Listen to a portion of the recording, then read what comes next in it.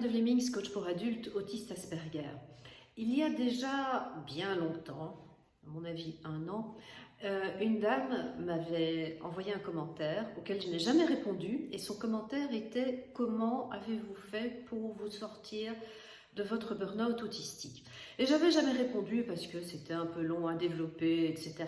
Que je me disais mais qu'est-ce que je vais bien pouvoir dire? Bon, passons.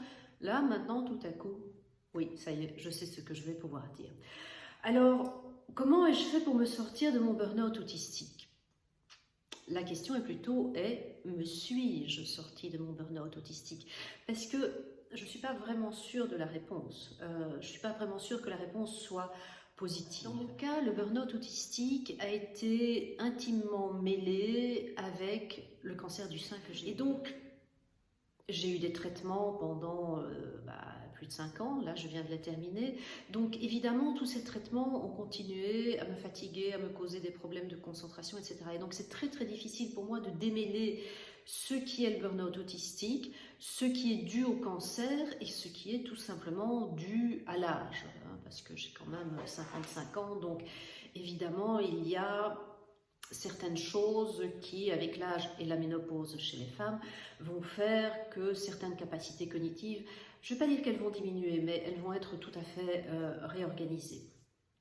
Donc la réponse est, je ne pense pas que je me suis sortie de mon burn-out autistique. Et je ne le pense pas pour plusieurs raisons.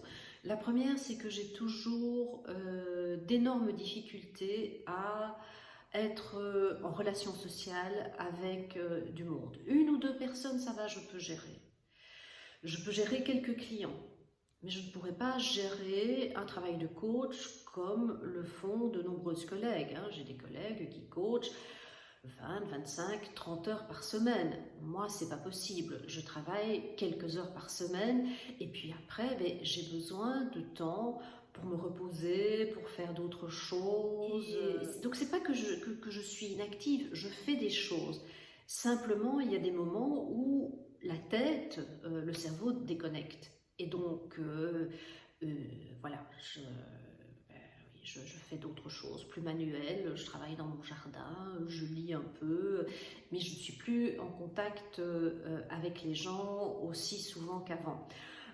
L'autre chose, c'est la fatigue qui reste quand même. La fatigue, elle est là tout le temps. Les problèmes de concentration, ils sont là aussi. Et si tout à coup, une semaine, je me dis, allez oui, je veux vraiment travailler un peu plus comme quelqu'un qui n'a pas tous les problèmes que j'ai.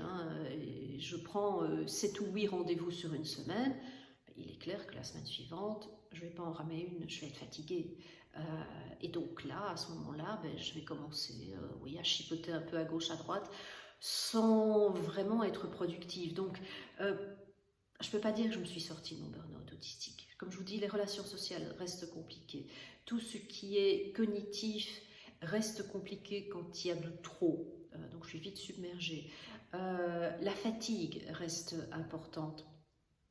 Et je ne peux clairement plus mener la même vie que celle que mènent mes collègues, mes anciennes collègues, mes amis du même âge. Je ne peux plus envisager de travailler à temps plein, 40 heures par semaine, avec des trajets, etc. C'est tout simplement plus possible. Donc le burn-out autistique, plus les autres problèmes de santé, et la dame me mentionnait d'autres problèmes de santé qu'elle avait, font que effectivement nos vies ont besoin d'être réorientées autrement, et nous avons besoin d'être utiles à la société, parce que ça c'est quand même un besoin assez fondamental de l'être humain. Nous avons besoin d'être utiles à la société d'une autre manière, qui n'est pas de la manière standard. Voilà, je tenais à préciser cela. Je vous souhaite une belle journée ou une belle soirée, et puis je vous retrouve très bientôt.